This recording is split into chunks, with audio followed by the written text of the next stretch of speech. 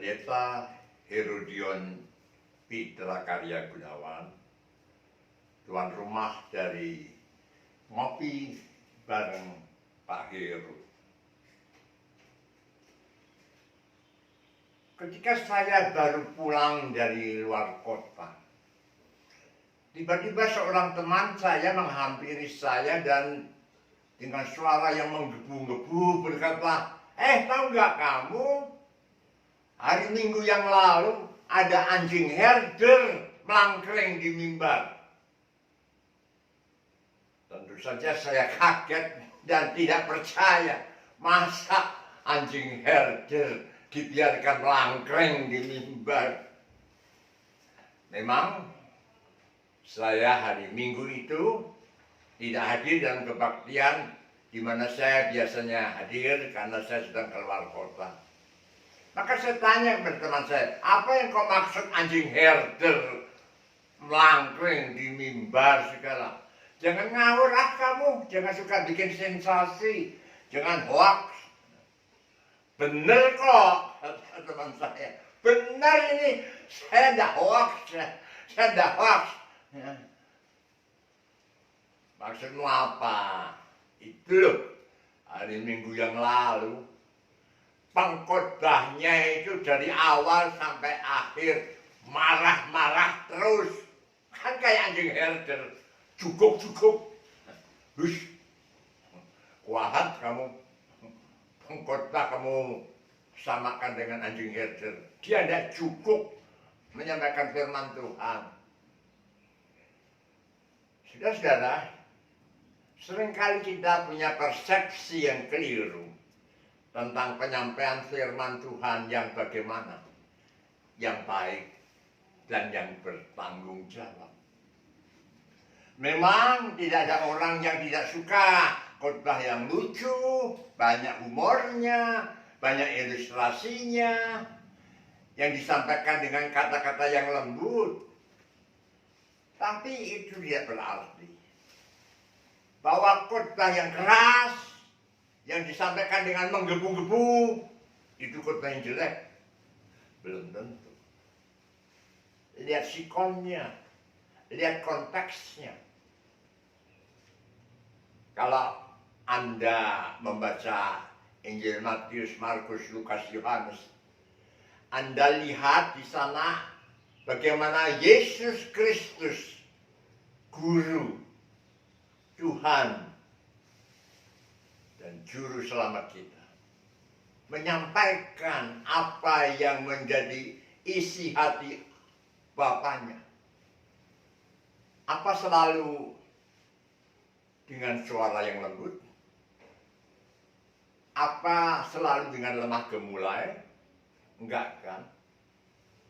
Hai imam-imam kepala dan ahli-ahli Taurat, hai kamu munafik! Hai kamu imam-imam kepala, hai kamu keturunan ular beludak!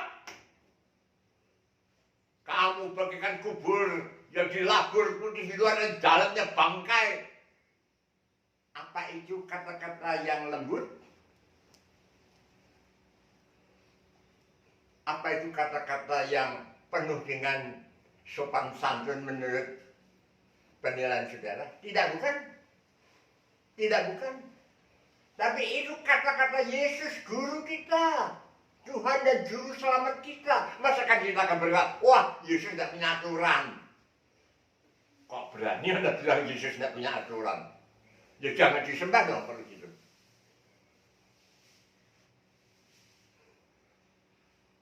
Saudara-saudara sekalian, kadang-kadang orang tidak suka kalau khotbah itu menelanjangi dosa tertentu. Lebih-lebih kalau dosa itu sedang tren di dalam jemaat itu. Ada tokoh-tokoh tertentu yang sedang terlibat dan berkecimpung di dalam dosa tertentu. Saya pernah membaca Billy Graham kalau nggak salah memberi ilustrasi begini.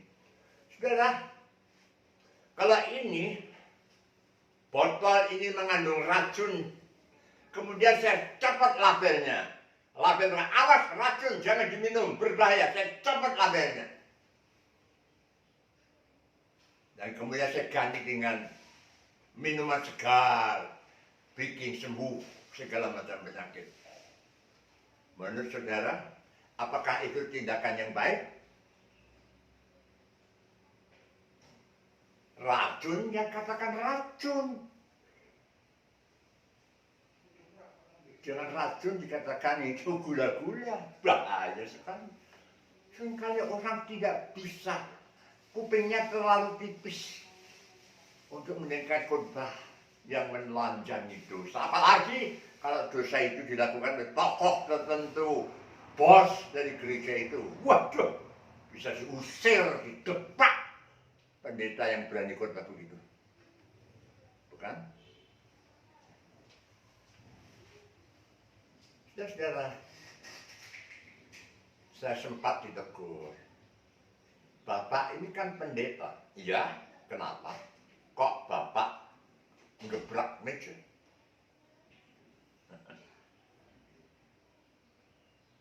Saya dengan tenang berkata, maaf ya, saya belum seperti guru dan Tuhan saya. Semestinya saya itu meneladani dia. Semestinya hari makin hari saya menjadi semakin serupa dengan guru dan Tuhan saya. Tapi saya jauh dari dia. Sampai sekarang saya belum berani menjungkir balikkan meja dalam persidangan klasis, atau persidangan sinode, atau persidangan majelis lokal. Belum berani. Nggak seperti Yesus, berani menjungkir balikkan meja-meja dari orang-orang yang berjualan dan menukarkan uang di halaman Allah. Nggak berani saya, sorry. Saya masih jauh dari kesamaan dengan Yesus. Saudara, saya punya kakak laki-laki. Satu-satunya kakak laki-laki, karena memang saya cuma bertiga, yang satu, yang sulung adalah kakak perempuan. Kakak laki-laki saya adalah seorang pendeta juga, almarhum sudah. Dia terkenal sebagai pendeta yang baik, pendeta yang rajin berkunjung, tapi juga dikenal sebagai pendeta yang keras. Pada suatu saat, dia menjumpai sesuatu yang janggal dan tidak kenal. Yaitu sekelompok ibu-ibu yang memang mereka aktif ikut memasak, ikut mengkoordinir pesanan masakan dari orang-orang yang punya hajat, orang-orang yang pesta pernikahan dan sebagainya, atas nama Komisi Wanita gereja di mana kakak saya menjadi pendetanya. Nah, tentu saja borong masakan itu kan untungnya banyak kan. Bukan rahasia lagi kalau borong masakan itu bisa jalan. Itu paling sedikit 50%, bahkan 100% keuntungan darinya. Nah, itu ditabung. Kemudian sekarang sekelompok ibu-ibu yang sudah mendharma baktikan tenaga dan keahliannya dalam memasak atas nama Komisi Wanita gereja tersebut berniat membangun panti Wreda. Namun apa yang terjadi? Mereka tidak memberitahukan hal tersebut kepada majelis jemaat. Mereka membentuk yayasan sendiri tanpa sepengetahuan majelis jemaat. Mereka memakai uang hasil daripada memborong masakan. Dan kemudian mereka berkata, ini kan uang kami, yang lelah kami, yang keringetan kami. Apa sih salahnya kami pengen bangun panti Werda? Nah, kakak saya mencoba meluruskan. Dia berkata, betul, Anda itu yang berlelah-lelah selama ini. Betul, tidak ada yang menyangkal. Tapi bukankah ketika kalian berlelah-lelah itu bukan atas nama pribadi, tapi atas nama Komisi Wanita Gereja ini? Jadi otomatis keuntungan itu masuk ke kas Komisi Wanita Gereja ini. Nah, kalau mau membangun panti Werda, boleh-boleh saja, tetapi atas nama siapa? Kalau atas nama gereja, tentu saja harus seizin majelis jemaat, dirunding dengan komisi wanita, baru bisa membangun panti Werda dengan memakai uang kas yang sebagian besar hasil keuntungan borong masanya. Tapi kalau Anda membangun panti Werda bukan atas nama gereja atau yayasan gereja, tapi yayasan di luar dan tidak sama sekali berhubungan dengan gereja, ya jangan pakai uang dari keuntungan borong masaan itu, karena itu uang itu pada waktu kamu bekerja, pada waktu kamu melayani itu atas nama Komisi Wanita Gereja, bukan atas nama pribadi kalian, bukan. Tapi dijelaskan sejelas-jelas mungkin tetap tidak terima. Orang berkata, Pak Gayus kebangetan, itu nama kakak saya. Pak Gayus kebangetan. Gimana letak kebangetannya? Orang salah diluruskan, kok tidak terima.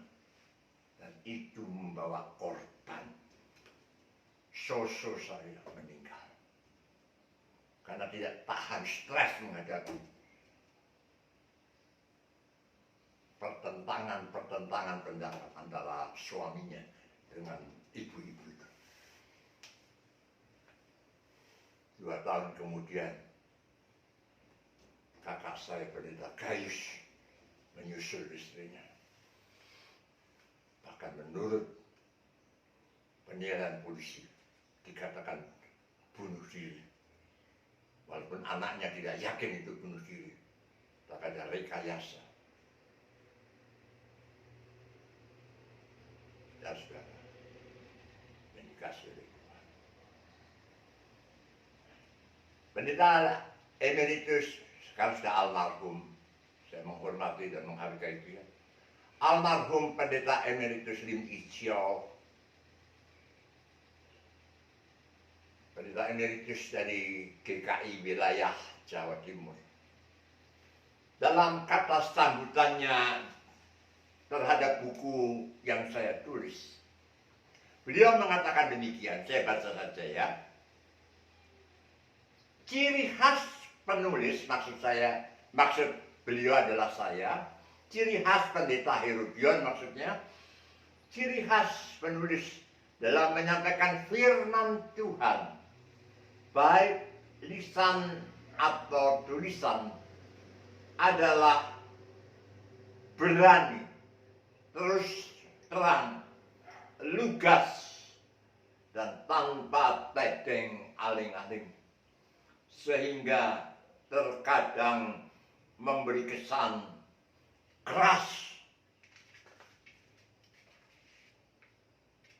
Saya teringat Nabi Amos dalam Perjanjian Lama.